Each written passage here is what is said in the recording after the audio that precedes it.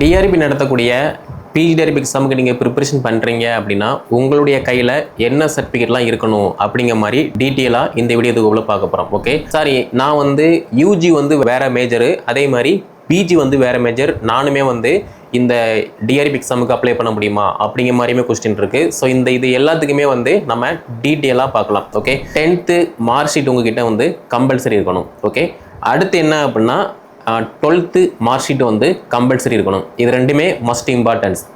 இதுக்கு அடுத்து என்ன அப்படின்னா பிஎஸ்டிஎம் சர்டிஃபிகேட்டை வந்து யாரெல்லாம் வந்து யூஸ் பண்ணலாம் அப்படிங்கிற மாதிரி வந்து கேட்குங்க. பிஎஸ்டிஎம்மை பொறுத்த மட்டும் நீங்கள் 1லேருந்து 12 வரைக்கும் நீங்கள் பிஎஸ்டிஎம் கம்பல்சரி படிச்சிருக்கணும். அதே மாதிரி UG course plus PG course இதுவுமே வந்து பிஎஸ்டிஎம் வந்து படிச்சிருக்கணும். நீங்கள் படித்த காலேஜ்லேயோ இல்லைனா யூனிவர்சிட்டிலையோ ரெக்வஸ்ட் பண்ணி இந்த பிஎஸ்டிஎம் சர்டிஃபிகேட் வந்து வாங்குற மாதிரி இருக்கும். ஏன்னா ஒன்ஸ் நீங்கள் பிஜிடிஆர்பி எக்ஸாம் அப்ளை பண்ணும்போது பிஎஸ்டிஎம் வந்து கேட்கிங்க அப்படின்னா இந்த சர்டிஃபிகேட்டை வந்து அப்ளை பண்ணும்போது காட்டுற மாதிரி இருக்கும். அதே மாதிரி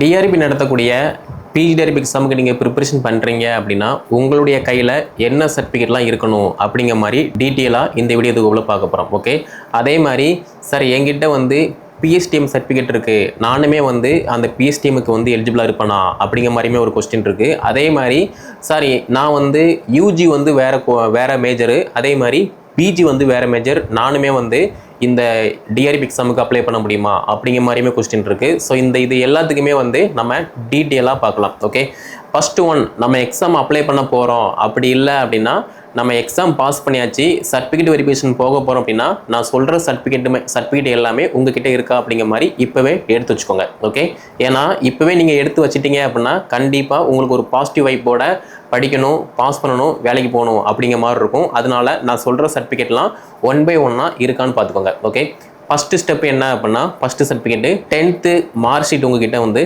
கம்பல்சரி இருக்கணும். ஓகே, அடுத்து என்ன அப்படின்னா 12th மார்க் ஷீட் வந்து கம்பல்சரி இருக்கணும். இது ரெண்டுமே மஸ்ட் இம்பார்ட்டன்ஸ்.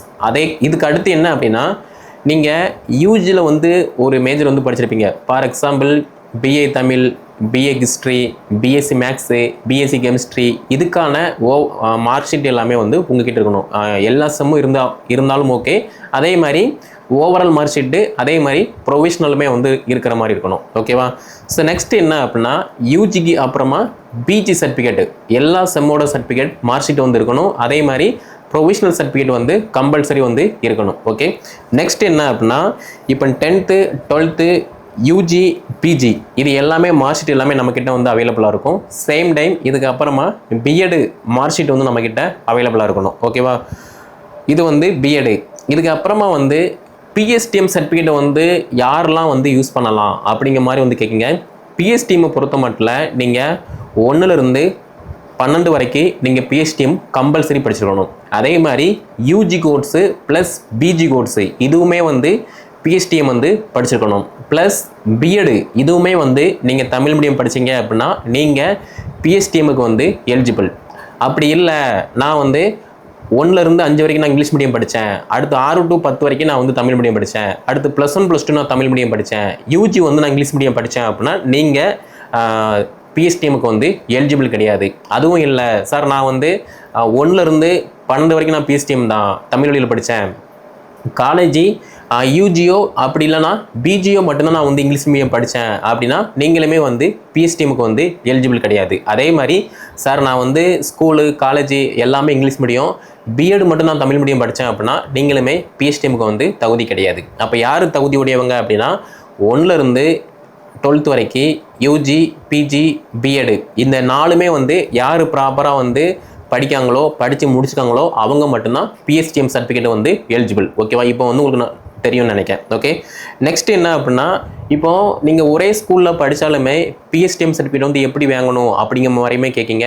இப்போது 1லேருந்து 5 வரைக்கும் படிச்சிங்க அப்படின்னா 1லேருந்து 5 வரைக்குமே வந்து பிஎஸ்டிஎம் சர்டிஃபிகேட் வந்து அந்த ஸ்கூலில் வந்து வாங்குற மாதிரி இருக்கும். அதே மாதிரி 6லேருந்து 8 வரைக்கும் நீங்கள் படிச்சிருக்கீங்க அப்படின்னா அதுக்கான சர்டிஃபிகேட்டு, அடுத்து 8 to 10 வரைக்குமே ஒரு சர்டிஃபிகேட்டு, +1 +2க்கு ஒரு சர்டிஃபிகேட். இல்லை நான் வந்து ஒரே ஸ்கூலில் தான் நான் படித்தேன் அப்படின்னா 1லேருந்து 12 வரைக்குமே நான் இங்கே தான் படித்தேன், அதுவும் தமிழ் வழியில் தான் படித்தேன் அப்படிங்கிற மாதிரி ஒரே சர்டிஃபிகேட்டை கூட நீங்கள் வந்து சப்மிட் பண்ணுற மாதிரி இருக்கும். அதே மாதிரி யூஜி அண்ட் பிஜியை பொறுத்த மட்டும் ஒரு சில காலேஜில் வந்து தமிழ் மீடியம் வந்து அவைலபிளாக இருக்குது. அதே மாதிரி நிறைய பேர் வந்து இந்த காம்படிட்டிவ் எக்ஸாமுக்காக வந்து டிஸ்டன்ஸில் வந்து நீங்கள் பிஹெச்டிஎம் வந்து பண்ணியிருப்பீங்க. அப்படி இருக்கும்போது நீங்கள் படித்த காலேஜ்லேயோ இல்லைனா யூனிவர்சிட்டிலையோ ரெக்வஸ்ட் பண்ணி இந்த பிஹெச்டிஎம் சர்டிஃபிகேட் வந்து வாங்குற மாதிரி இருக்கும். ஏன்னா ஒன்ஸ் நீங்கள் பிஜிடிஆர்பி எக்ஸாம் அப்ளை பண்ணும்போது பிஹெச்டிஎம் வந்து கேட்கிங்க அப்படின்னா இந்த சர்டிஃபிகேட்டை வந்து அப்ளை பண்ணும்போது காட்டுற மாதிரி இருக்கும். அதே மாதிரி எக்ஸாம் பாஸ் பண்ணிட்டீங்க, சர்டிஃபிகேட் வெரிஃபிகேஷன் போகிறீங்க அப்படின்னா அப்போவும் இந்த பிஎஸ்டிஎம் சர்டிஃபிகேட் வந்து சப்மிட் பண்ணுற மாதிரி இருக்கும். அதனால் பிஎஸ்டிஎம் சர்டிஃபிகேட் வந்து மஸ்ட் இம்பார்ட்டன்ஸ். நீங்கள் 1லேருந்து யூஜி பிஜி பிஎட் இது எல்லாமே ஸ்டெப் பை ஸ்டெப்பாக படிச்சிருந்தீங்க அப்படின்னா நீங்கள் பிஎஸ்டிஎம்க்கு வந்து எலிஜிபிள். அப்படி இல்லை ஏதாவது ஒன்று மட்டும்தான் நான் வந்து பிஎஸ்டிஎம் படிச்சிருக்கேன் அப்படின்னா நீங்கள் எலிஜிபிள் கிடையாது. ஓகேவா? ஸோ நெக்ஸ்ட் என்ன அப்படின்னா ஈக்குவலன்ட் சர்டிஃபிகேட்டு. அதாவது சார் நான் வந்து யூஜி வந்து வேறு கோர்ஸு, அதாவது வேறு மேஜரு, பிஜி வந்து வேறு மேஜரு, ஆனால் நான் படிக்கும்போது இது ரெண்டும் ஒன்று தான் அப்படிங்கிற மாதிரி சொன்னாங்க அப்படிங்கிற மாதிரி நீங்கள் இருந்தீங்க அப்படின்னா நீங்கள் எந்த யூனிவர்சிட்டியோ அந்த யூனிவர்சிட்டியை ரெக்வஸ்ட் பண்ணி ஈக்குவலன்ட் சர்டிஃபிகேட் வந்து சப்மிட் பண்ணுற மாதிரி இருக்கும். ஏன்னா அப்ளை பண்ணும்போது மேபி நீங்கள் ஈக்குவலன்ட் சர்டிஃபிகேட் வந்து கேட்காங்க, நீங்கள் காட்டுறீங்க அப்படின்னா அதை நீங்கள் அந்த சர்டிஃபிகேட்டை வந்து சப்மிட் பண்ணுற மாதிரி இருக்கும். அதே மாதிரி நீங்கள் எக்ஸாம் பாஸ் பண்ணிட்டீங்க, சர்டிஃபிகேட் வெரிஃபிகேஷன் போகிறீங்க அப்படின்னா அப்போவுமே வந்து யூஜி ப்ளஸ் பிஜி ரெண்டுமே வந்து ஒரே கோர்ஸ் தான் அப்படிங்கிற மாதிரி ஈக்குவலன்ட் சர்டிஃபிகேட் வந்து காட்டுற மாதிரி இருக்கும். இது வந்து முக்கியத்துவம். ஓகேவா? நெக்ஸ்ட் என்ன அப்படின்னா சார் நான் வந்து யூஜி வந்து பிஎஸ்சி மைக்ரோபயாலஜி, அதே மாதிரி பிஜி வந்து நான் வேறு ஏதோ கம்ப்யூட்டர் சயின்ஸோ ஏதோ படிச்சிருக்கேன் அப்படின்னா நீங்கள் இந்த தேர்வுக்கு வந்து தகுதி கிடையாது. ஏன்னா நீங்கள் பிஎஸ்சி மைக்ரோபயாலஜி அப்படின்னா அடுத்து எம்எஸ்சி மைக்ரோபயாலஜி நீங்கள் படிச்சிருந்தீங்க அப்படின்னா நீங்கள் வந்து தகுதியானவர். அதை விட்டுட்டு நான் வந்து பிஎஸ்சி மைக்ரோபயாலஜி அடுத்து எம்எஸ்சி நான் கம்ப்யூட்டர் சயின்ஸ் அப்படின்னா நீங்கள் எலிஜிபிள் கிடையாது. ஓகே? அதே மாதிரி சார் நான் வந்து பிஏ தமிழ், அதே மாதிரி பிஜி வந்து நான் எம்ஏ ஹிஸ்ட்ரி அப்படின்னா நீங்களுமே வந்து எலிஜிபிள் கிடையாது. ஓகே? ஸோ பிஎடை பொறுத்த மட்டும் மேக்ஸிமம் வந்து அது நம்ம கோர்ஸை பொறுத்து வந்து கவர் ஆகிடும், அது வந்து பிரச்சனை வராது. ஆனால் இந்த யூஜி ப்ளஸ் பிஜி இது மட்டும்தான் நிறைய பேருக்கு வந்து மிஸ்மேட்ச் ஆகும். அதனால் இதை நீங்கள் தெளிவோடு படிச்சுக்கோங்க. உங்களோட டிகிரி வந்து யூஜி பிஜி ரெண்டுமே வந்து சேமாக இருக்கணும். ஓகே? அப்படி இல்லை நான் வந்து ரெண்டுமே சேம் தான் ஈக்குவலன்ட்னு சொன்னாங்க அப்படிங்கிற மாதிரி படித்தேன் அப்படின்னா அதுக்கு தகுந்த மாதிரி ஈக்குவலன்ட் சர்டிஃபிகேட் வந்து சப்மிட் பண்ணுற மாதிரி இருக்கும். முடிஞ்ச அளவுக்கு கிராஸ் கோர்ஸ் இல்லாமல் கிராஸ் மேஜர் இல்லாமல் ஒரே மேஜராக வந்து சப்மிட் பண்ணுங்கள். நான் வந்து பிஎஸ்சி மேக்ஸ் அப்படின்னா அடுத்து எம்எஸ்சி மேக்ஸு, அதே மாதிரி பிசிஏ கம்ப்யூட்டர் சயின்ஸ் அப்படின்னா MCA computer science, MSc zoology அப்படின்னா அடுத்து பிஎஸ்சி சுவாலஜி. இந்த மாதிரி இருந்துச்சு அப்படின்னா எந்த விதமான ஒரு ஸ்ட்ரகிளுமே இருக்காது. ஏன்னா நீங்கள் எக்ஸாம் பாஸ் பண்ணிடுவீங்க, அடுத்த சர்டிஃபிகேட் வெரிஃபிகேஷன் அப்போ வந்து ஏதாவது ஒரு இது மிஸ்மேட்ச் ஆச்சு அப்படின்னா ஒன்றுமே பண்ண முடியாது. அதனால் முடிஞ்ச அளவுக்கு ஒரே மேஜராக இருந்துச்சு அப்படின்னா சிறப்பு. ஓகே?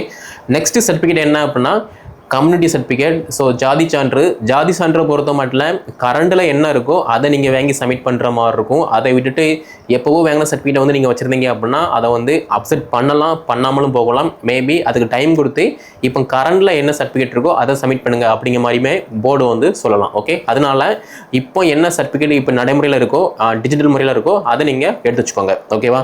Next contract certificate. அதாவது கான்ட்ராக்ட் சர்டிஃபிகேட்டை பொறுத்த மட்டும் நம்ம படித்து முடித்து ஒரு 5 வருஷமோ 10 வருஷமாக இருக்கும். அப்படி இல்லைனா படித்து முடித்து இப்போ தான் 1 வருஷம் ஆயிருக்கும். அப்படிங்கும்போது நம்ம படித்த காலேஜை ரெக்வஸ்ட் பண்ணி கான்ட்ராக்ட் சர்டிஃபிகேட் வந்து வாங்கி சப்மிட் பண்ணலாம். அப்படி இல்லை நான் வந்து படித்து முடித்து 5 வருஷம் 10 வருஷம் ஆகுது அப்படின்னா பக்கத்தில் ஒரு கவர்மெண்ட் ஸ்கூல்லையோ இல்லைனா நம்ம படித்த காலேஜ்லையோ போயிட்டு இந்த மாதிரி கான்ட்ராக்ட் சர்டிஃபிகேட் தேவைப்படுது கொடுங்க அப்படிங்கிற மாதிரி ரெக்வஸ்ட் பண்ணி நம்ம கேட்டு டிஆர்பி அப்ளை பண்ணும்போது இதை சப்மிட் பண்ணலாம். ஓகேவா?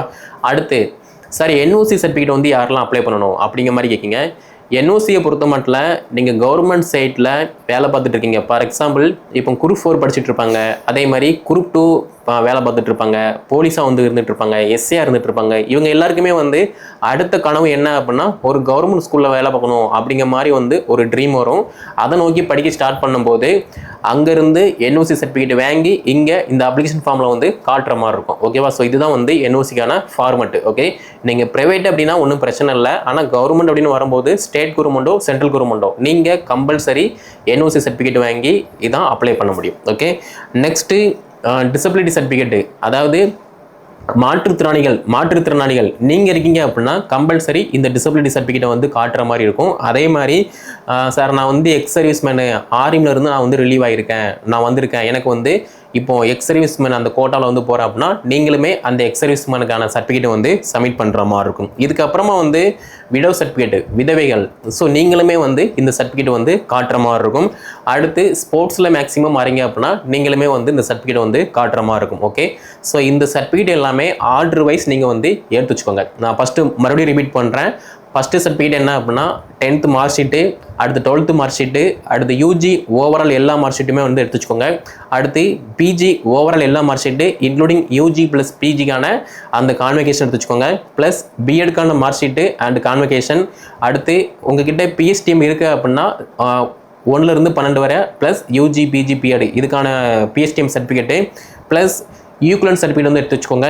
அதே மாதிரி கம்யூனிட்டி சர்டிஃபிகேட்டு, கான்ட்ராக்ட் சர்டிஃபிகேட்டு, நீங்கள் கவர்மெண்ட்டில் வேலை பார்க்கீங்க அப்படின்னா என்ஓசி சர்டிஃபிகேட்டு, அதுக்கப்புறமா மாற்றுத்திறனாளிக்கான சர்டிஃபிகேட்டு, டிசபிலிட்டி சர்டிஃபிகேட்டு, அடுத்து எக்ஸ் சர்வீஸ்மேன் சர்டிஃபிகேட்டு, உங்ககிட்ட இதெல்லாம் இருக்குது அப்படின்னா நீங்கள் எடுத்துக்கலாம். ஓகேவா? அடுத்து விடோ சர்டிஃபிகேட்டு, அடுத்து வந்து பார்த்தீங்கன்னா ஸ்போர்ட்ஸ் சர்டிஃபிகேட்டு. இந்த சர்டிஃபிகேட் எல்லாமே வந்து மஸ்ட் இம்பார்ட்டன்ஸ்.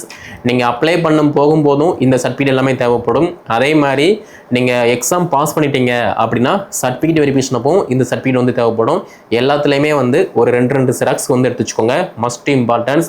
ஒரு பாசிட்டிவ் வைப்போட படிக்க ஸ்டார்ட் பண்ணுங்கள். நீங்கள் பாசிட்டிவாக நினச்சி ஒரு ஸ்டெப் எடுக்கீங்க அப்படின்னா அது எல்லாமே பாசிட்டிவாக மட்டும் தான் நடக்கும். அதனால் படிக்க ஸ்டார்ட் பண்ணுங்கள். இந்த சர்டிஃபிகேட் எல்லாமே மஸ்ட் இம்பார்ட்டன்ஸ். நான் இந்த சர்டிஃபிகேட்லாம் என்கிட்ட இல்லை அப்படின்னா அதுக்கு தகுந்த மாதிரி ரெடி பண்ணி வச்சுக்கோங்க. ஓகே, ஸோ வேறு ஏதாவது டவுட் அப்படின்னா கீழே டிஸ்கிரிப்ஷனில் வாட்ஸ்அப் நம்பர் இருக்குது, அதை கான்டாக்ட் பண்ணி என்ன டீட்டெயிலோ கேட்டுக்கலாம். தேங்க்யூ.